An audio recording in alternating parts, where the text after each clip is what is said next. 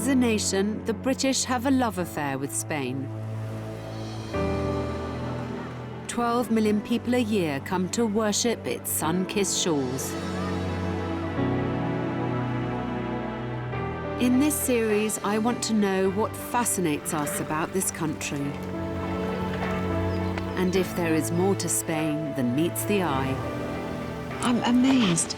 I had absolutely no idea that this was here. This will be a journey of discovery for me.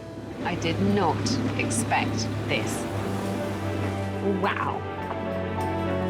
As I crisscross the country, longing to know more about it, seeing its world-famous landmarks up close. Awesome. Awesome. This is one of the places that everyone should see before they die. And uncovering lesser-known sites. You do literally feel transported.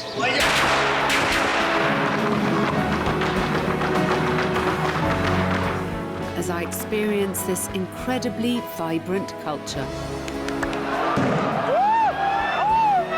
It's pretty mad, isn't it? I think it's just one of those moments I'm never going to forget the whole of my life.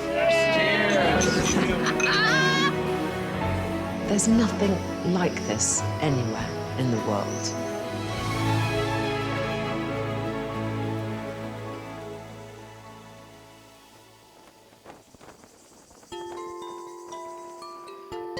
I've journeyed into the heart of Spain, a vast interior dense with history. In exploring the center of this country, I'll uncover the roots of some of the oldest Spanish traditions, amidst the peculiar rural landscapes of Consuegra and in the beguiling plazas of Salamanca. But it all stems from Spain's beating heart, its capital.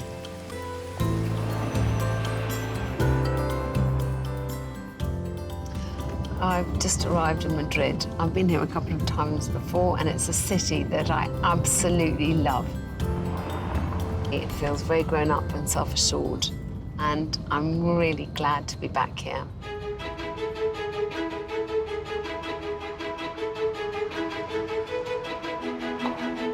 Madrid became Spain's capital by default. In 1561, King Felipe II wanted to unify the country by creating a central point. Right in the middle of the Iberian Peninsula, Madrid fit the bill.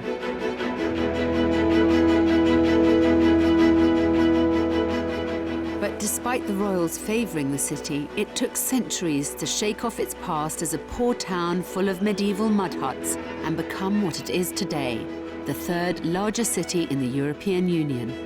I'm in Puerta del Sol, which is the geographical centre of Madrid. This is kilometre zero from which every distance is taken in Spain. It's so busy, this square. It's the centre of New Year's celebrations, and every Madrileño comes here.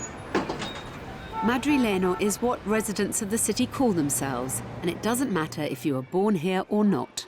A common phrase to hear is, if you're in Madrid, you're from Madrid. And if you're from Madrid, the custom is to end your night or start your day in a cafe like this. I'm meeting Fiona for the local speciality. She's a Madrileño who moved here from London 10 years ago. It is so busy. It's been so noisy since I've been in here. There's just a constant stream of people. I've been here for 10 years and I still don't really know when Spanish people sleep. This place is really packed around 7 in the morning. So as Madrileños come out from the clubs and they need something to pick them up before they go to work, the kind of typical thing is to come out from a night out and come here for a nice strong pickup, something sweet. Madrid has evolved into one of the culinary capitals of Europe, but some of its most celebrated dishes are still the most humble ones. Here, the Spanish donut, churros, dipped in chocolate, flies out of the kitchen. So this is the best thing to have after a night of drinking. Is it? Yeah. So after a night Fried and drinking, sugar. instead of, in England, we might go for a kebab. In Spain, you go for chocolate and churros. The churros itself is quite salty, and then so the combination of that with the chocolate means that it's not as sickly as you might think. And it's full of oil, but it's very light. Oh, really? Apparently. Famous last words. Next, you're going to tell me that it's dietetic. It's very low in calories, I promise. Delicious. So, Fiona, tell me, what makes Madrid so special? It's special because it sort of reveals itself. It's a city of layers. It's like you have to peel it away to discover the neighbourhoods, the barrios, the little corners. And because it's not so touristy, it does still kind of maintain its own sense of being Madrid, I guess, its own distinctness. Is there something that characterises Madrileños and what makes them special? So I think it's this sense of they sort of live life outside of their homes. So their neighbourhoods are really important. Even though it's a big city, there's very distinct areas within it. Because it takes them a little while to sort of fall in love with. And then once you live here, you think, I can't really imagine anywhere else in the world that would be better.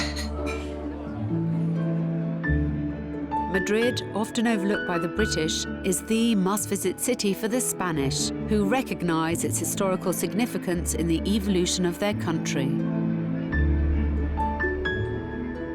Its cultural appeal stems from the royal family, who made Madrid what it is today and resided here until 1931, when the king was exiled to Rome for a period of 45 years.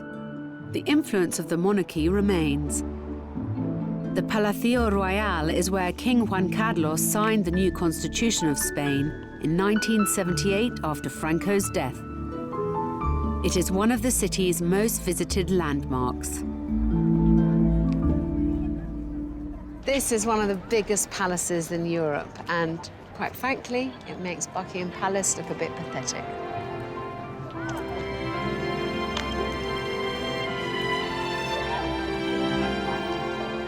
The royal family no longer lives here, but the palace still houses their vast historical collections. Well, this is rather nice, isn't it? What a grand way to enter a palace. It starts to hint at the glories within.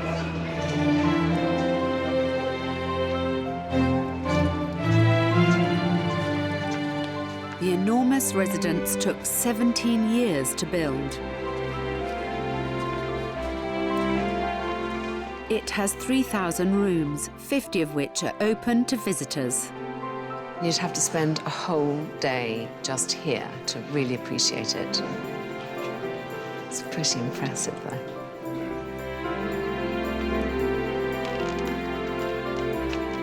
But while culture seekers expect opulence at the palace, just a stone's throw away you can get a glimpse at how the Spanish aristocracy emulated the royals. The Museo Cerralbo is Madrid's best-kept secret.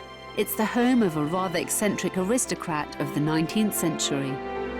Inside, a wealth of collections from his travels are wonderfully untouched.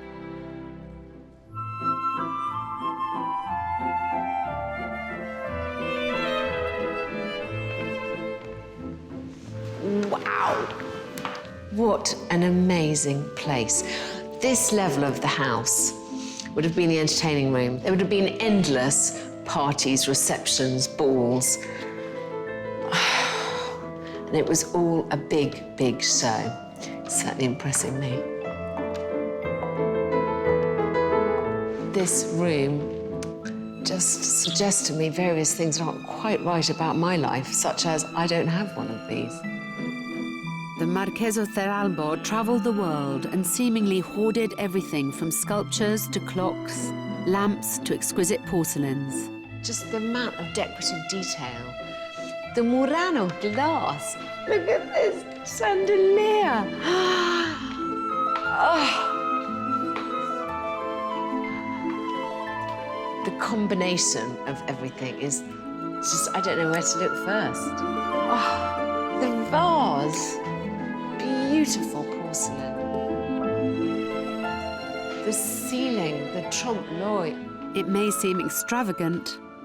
God, there's more. And over the top. I mean, this is a way that any lady should be carried to a party. on the shoulders of full brawny men. But this is typical of the time. Maybe one day, if I'm very good, I might have a library like this.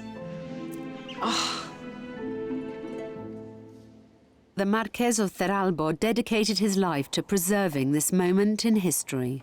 Great wealth is so often frittered away. Certainly nowadays, what you read about is people buying the next enormous gig yacht or a collection of fast cars.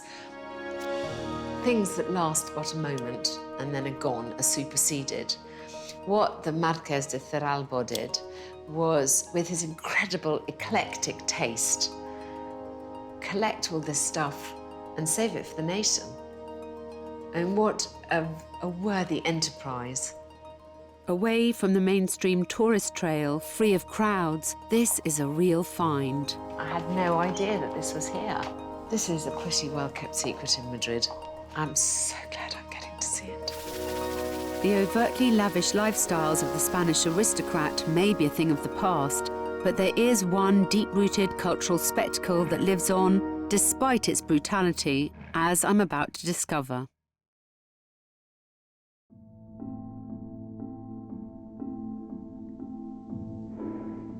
It would be wrong of me to come to Madrid and fail to acknowledge Spain's most ancient and controversial attraction.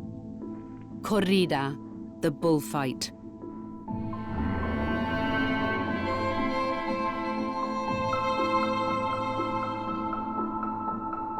It's a time-honored tradition, but the bullfight is shrouded in controversy because ultimately the bull is normally killed. Despite many judging it to be cruelty, it's a part of Spain's heritage and is still as popular as ever in Madrid.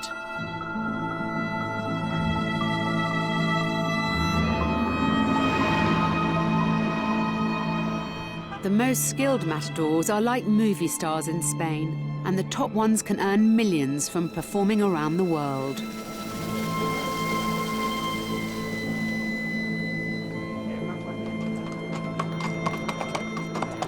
I am in the Madrid bull ring, and I've never been to a bullfight before.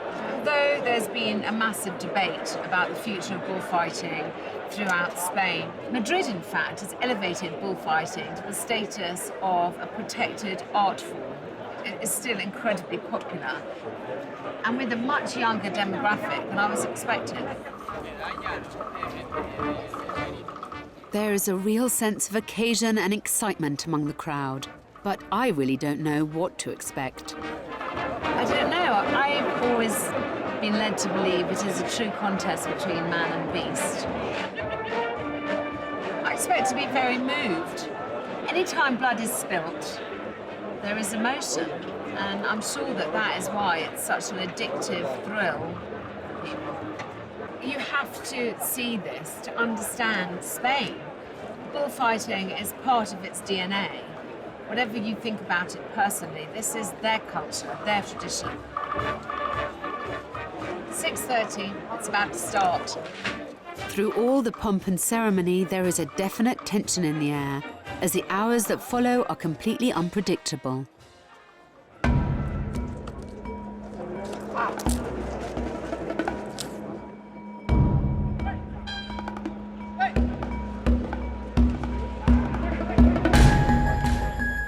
The Iberian fighting bulls have lived rich lives for at least 4 years, reaching peak condition by the time they're led into the ring.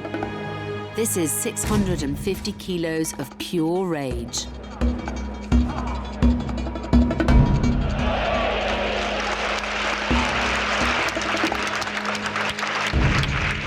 What the crowd wants to see is close work, i.e., the man has got to get as close to this enraged bull as possible without being gored. It's all the positions that the matador assumes.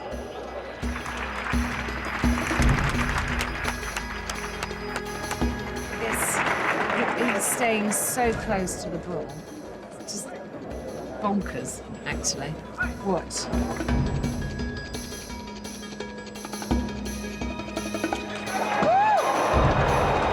They're full of energy still, though. Raging. Oh my God.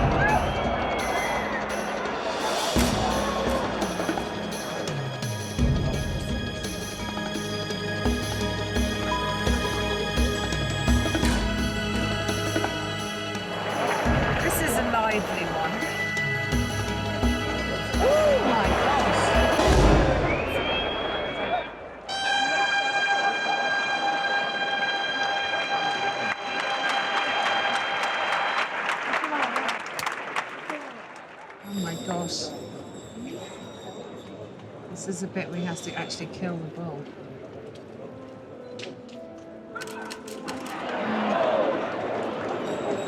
I feel quite complicated about it. I mean, I suppose it's a bit stupid of me not to realise that I would, but once they start stabbing him with the peaks and he starts bleeding, and I start enjoying it less. I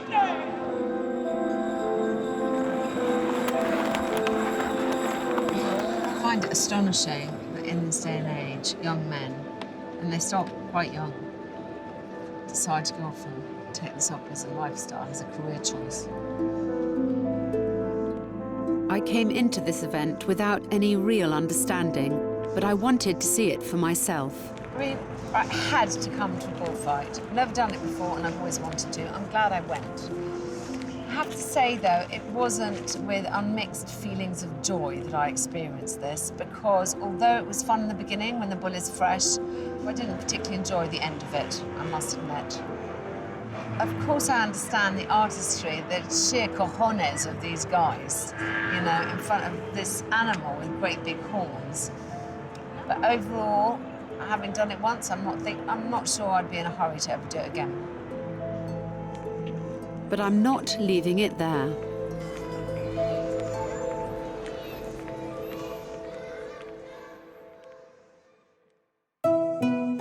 Just outside the city is Finca Feligre's bullfighting school, where aspiring boys, and sometimes girls, come and train for many years until they can fight professionally at 16 years of age. I felt very conflicted after seeing that bullfight. But, you know, I don't want to be facile. I want to discover what it is that drives people to become a matador. So I need to ask some questions and get some answers.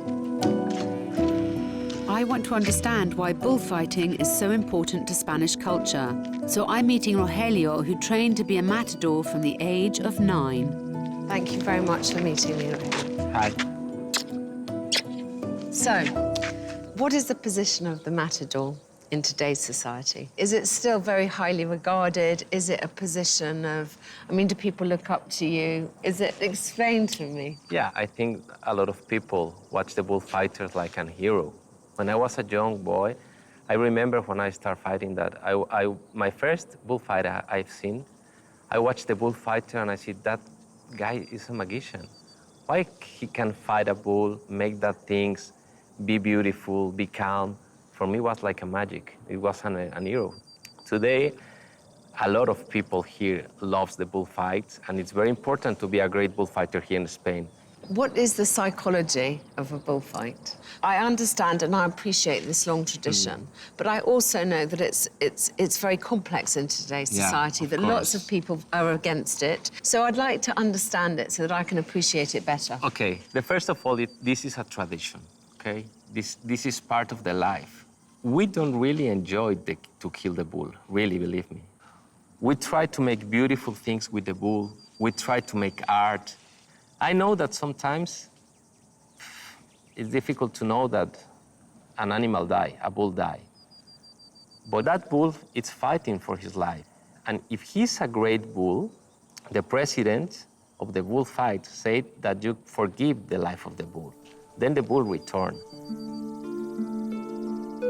But there are few other performing arts that are this dangerous. In the last 12 months alone, several matadors sustained life-threatening injuries and one died. What's the mental process that you go through before a fight, during a fight? Before the fight, you are always thinking about the fight you're going to have. That you are going to be prepared for fight that bull. Sometimes you think that you can die, and it's the worst thing you can think in that moment, but it happens. It happens to all of us. Then when you arrive to the fight, it's different, because in the fight, you are only thinking about make a great fight, try to understand the bull to make a great faena. That's why your mind is going to be so strong to always think about what you are going to do in the bull ring. There must be an immense amount of adrenaline once you come out of that ring. The adrenaline is very important for us, because when I have adrenaline, I feel that I'm living, that I'm alive. I'm alive, and I try to enjoy every moment, because you know that you can die. And do you have children? Do you have a wife? Yeah, I'm married and I have one child. My son have a 6-year-old. Yeah. He likes the bullfights, but I really don't want to be a bullfighter because I think that if my son fight a bull, oof, for me it's going to be very difficult. I prefer fighting the bull. When you are fighting, you know what you are doing. But the people watching, and they think that the bull can hit you, you can die. Oof, very difficult, very difficult. I really appreciate, and it's very important for the bullfighter being the support of the parents. Yeah. It's a highly emotive subject, but here people aspire to this lifestyle, which pays well and offers the opportunity to travel the world. Before being unleashed in the bull ring, students train intensively, using first fake horns and capes, gradually moving up to cows and finally bulls. And it's beautiful. Yes, it's lovely. very complicated to dominate the cape. And we train all day like this, and try to have the perfection of the great movement, the correct movement. The future of bullfighting may be uncertain, but I'm glad I had the opportunity to come and see it for myself and make up my own mind about it. I understand much better than I did. And I also have a great deal more appreciation for the art. I completely appreciate that there are many people who think that bullfighting is a barbaric sport. But I think it's very important that you come to a country like Spain and you make at least an attempt to understand their traditions. I really think I've done that today. I think I'm a wiser person for my meeting with Rogelio. Next, I head south to an area with strong ties to its past, the ancient landscapes of Consuegra.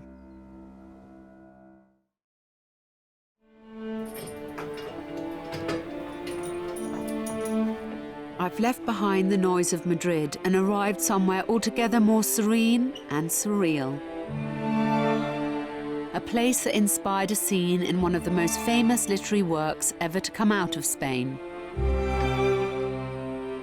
I've travelled 90 minutes south of Madrid to the town of Consuegra, which is where Cervantes set his famous book, Don Quixote. Centuries ago, there would have been windmills dotting the landscape as far as the eye can see. Now only a few remain. Don Quixote is a middle-aged dreamer, so obsessed with tales of chivalry that he's deluded into believing he's a knight on a quest to restore justice and honor to the world. The windmills are famous because he thought that rather than windmills, they were giants, and so he fought the giants with his spear. Published in 1604, it is acclaimed to be the first modern novel, and critics have discussed it ever since. Still is the obsession of Spain in the same way that Shakespeare is the obsession of England. It's a very romanticized view of an idealistic life, but there is a kernel of truth and value in it for every one of us.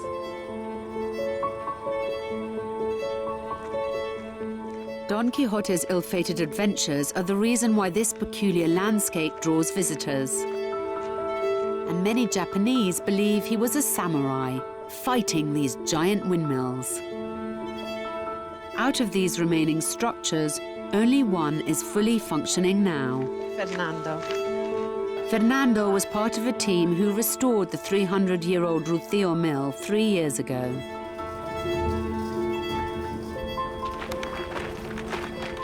It's amazing. Amazing system. Why did you decide to restore it? Because it's a part of our history, it's a part of our heritage, and we are young people and we need to preserve these kind of things. If not, who can do that? I think there was a long time in the past where everyone was so busy moving forward that we didn't give value to the things that were behind. Yeah. Now we've come full circle in a way. Show me inside. This mill is fascinating to me. My husband comes from a long line of millers, and so to see this brought back to life is quite astonishing. It's a monster machine. It's very interesting to me. My husband's family were millers of flour all the way back to the Doomsday Book, and the last 4 generations have been bakers, so one way or another we've had a lot to do with wood. How did you know how to restore this? Bueno, pues la verdad es que no han quedado carpinteros molineros que nos pudieran transmitir el oficio. Sí. ¿Por qué? Porque se dejaron de construir molinos hace 150 años. Pero había otro oficio muy parecido, que eran los carpinteros que construían carros. Sí. He apprenticed himself to a master cart maker, and he learned how to do the work. Why are you so interested in the mill? Bueno, yo nací aquí en La Mancha, en Campo de Cristana, un pueblo en el cual hay molinos. Entonces, desde muy pequeño he visto los molinos, bueno, pues en un estado un poco ruinoso. Sí. Cuando tengo la oportunidad de trabajar en la rehabilitación de un molino, pues despierta una pasión por este trabajo. Y bueno, pues desde los 16 años ya no he podido dedicarme a otra cosa. This mill was last used commercially 70 years ago. Nowadays, the millings are done purely for tourists and to preserve a long-forgotten job. Entonces, esta harina que nosotros hacemos es 100% natural y completa. Sí. Luego sí que vienen compañeros o amigos que sí que se llevan la harina y fabrican el pan o bizcochos, que bueno, luego nos lo da a probar y muy bueno. Sí. Maybe there is a little of Don Quixote in us all.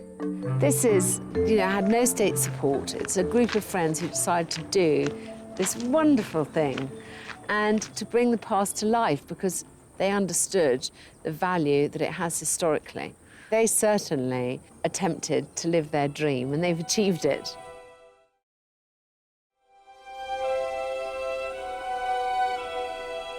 But some embody the spirit of Don Quixote more than others. In Spain, the church is a fundamental part of culture. More than 70% of the population identify themselves as Catholic Christians. But 90 minutes north of Consuegra, in the town of Mejorado del Campo, a cathedral is being built that takes that devotion to a level of obsession.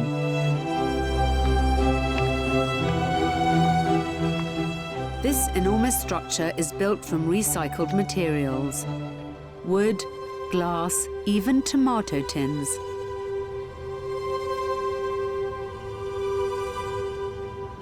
The scale is quite extraordinary. Inside, you get a true sense of the work still to do. Gosh, it's like an airplane hangar. It's enormous. It's quite an endeavour. I mean, where would you start? The dome alone has taken 30 years to build, and the whole thing looks as though it needs decades more.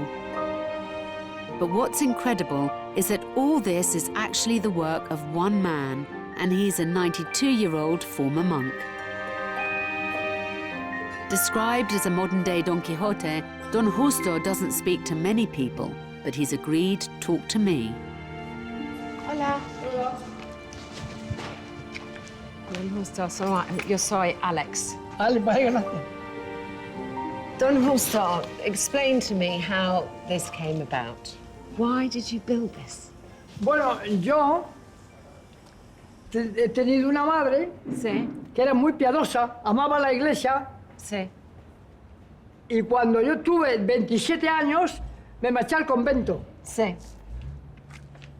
Entonces, en ese tiempo yo enfermé de tuberculosis. Sí. Y tuvo que votar a la comunidad. Y como era contagioso, tuve que salir. Sí, okay. Y vino a mi casa, estuve en Madrid un año.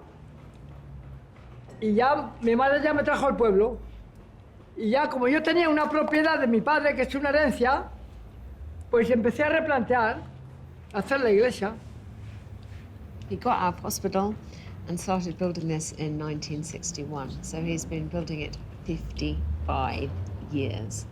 Y como amo tanto la iglesia, pues está claro. Hice una iglesia lo que pude. Todo lo que tengo se lo he dado. Un ideal, todo cristiano, hombre. Are you formally trained as an engineer or as an architect? No quiero estudio. Yo sé las 4 reglas, no sé más, no quiero más. No me interesa. El mundo no me interesa. Me interesa a Cristo. El flujo de Cristo me sobra. Where do you get your inspiration from? De Cristo, por favor. Yo soy labrador. No entiendo de arte. Le tengo que pedir, llamarle y buscarle. Cristo. ¿Tú crees en Cristo? ¿Sabes quién es Cristo? Sí. Ah, pues ese. Don Justo relies on donations of materials, which is perhaps why his masterpiece is taking so long. Have you ever felt like just giving up and walking away? ¿Yo? Que va, cada vez más le amo. No. Se va consiguiendo mucho más. No se puede eso. No se puede eso. El que pone las manos en el arado y echa la vista para atrás no vale. Onward, ever onward. You know, I really do admire Don Justo's 55 years of devotion, but I can't help but be concerned about the mountain that he still has to climb. I think work in progress doesn't begin to describe it. You know that moment when you're doing a project and everything's a mess, but you know all of a sudden it all comes together? I think we're some way off that.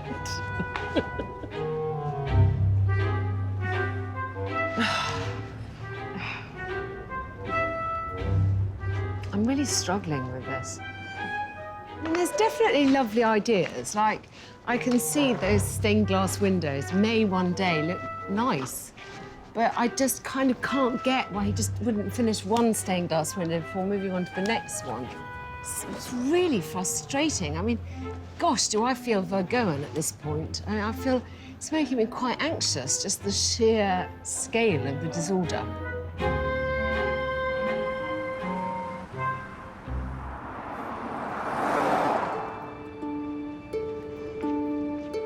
You can't help but feel compelled to leave a contribution in support of this man's endeavours. But Don Justo's cathedral is still to be recognised by the Catholic Church. Don Justo, God bless him. The Spanish seem to be either incredibly traditional and conventional or complete iconoclasts. And clearly he's of the latter variety. Of course. I love people dreaming big. But I like people who dream big and accomplish something. I'm a realist, maybe not quite enough a dreamer. Next, I reach the final stop on my exploration, the historical university city, Salamanca.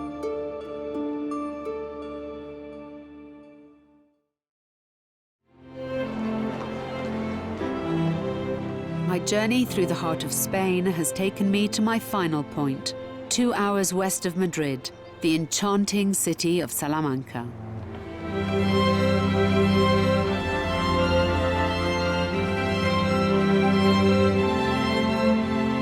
I've never been to Salamanca before. This is Spain's most famous university city, and I can see why. Founded in the 11th century, Salamanca is home to the country's oldest university. After Bologna in Italy and Oxford, it's among the oldest in the world. Its enduring reputation as a place to come and study makes it a lively city to be in, with its burgeoning student population. However, its elegant architecture means it's a serene city to wander. Plaza Mayor is a highlight for many visitors, day or night. This is, well, frankly, one of the most beautiful squares I've ever seen, partly because there's not one thing to ruin the harmony of it. I love it. I love it. I want to stay here for a few days and actually get to enjoy it. It's completely magical. But whilst the architecture makes tourists to Salamanca marvel, it's not unusual to find some seemingly mesmerized as they study the intricately sculpted facades of one of the city's cathedrals. Because here, all is not quite as it seems. So I am looking at the cathedral, and what I'm looking for specifically is the astronaut and the gargoyle eating an ice cream. This has become a bit of a tradition in Salamanca. Tourists come and try and spot these anomalies. Anomalies are to the work of a so-called prankster who was recently tasked with restoring part of the building and thought it would be funny to make a few modern additions. He only managed to get away with it a few times, but his work remains. You have to be rather eagle-eyed to see it, though. Why can't I see anything? Oh, I can see the astronaut. It's very obviously an astronaut. I mean, there's no mistaking him for something medieval. And, oh, yes, and look, this rather charming gargoyle with his tail somehow. I hope it's his tail wrapped around him several times. It's eating an ice cream. Brilliantly done. I mean, what a good wheeze. I love it. I'm on a roll now. That is another example of the prankster restorer's work. I would have thought that it was original. This particular one pays homage to a student tradition here known as a tuna, roving musicians who've sung on the streets for centuries. Born out of the need for money to pay for their studies, nowadays it's still a badge of honor to be a student in a tuna. I've heard that they like to serenade the ladies, and I wonder if that's the appeal. To try and find out, I'm meeting Javier and Rodrigo, who play as part of Salamanca's medical faculty tuna. Hi. Hi. Hi. Very nice to meet you. Nice to meet you. Lovely to meet you. Thank you so much. What does it mean for you to be in a tuna?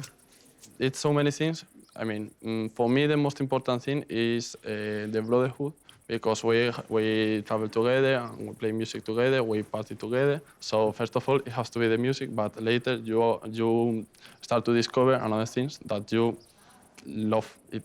Es una forma diferente de vivir la vida. En la época de estudiante es muy diferente, porque te abre mucho el mundo, te abre muchas puertas de cosas que no podrías hacer como estudiante realmente, como puede ser viajar por el mundo gratuitamente. Sí. Sí, hacemos viajes por todo el mundo. No solo en España. So you do it for love of music? People give you money still? If they want to, it isn't a problem. And then why else do you do it? Because we like it and we like, I don't know, the music.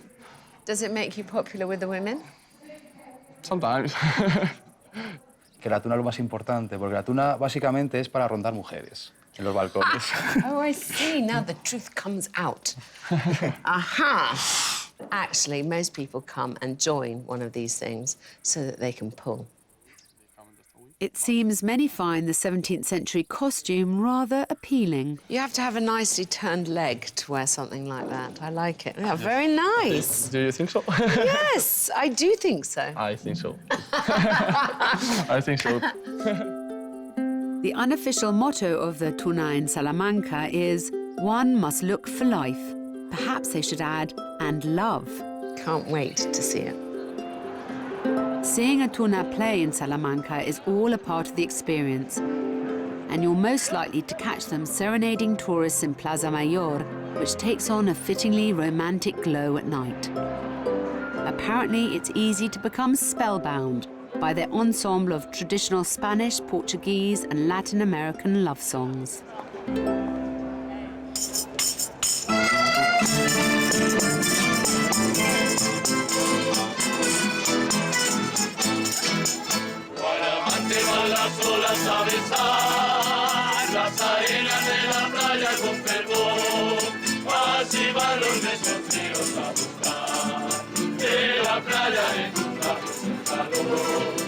It's not long before I'm the target of this tuna's affections.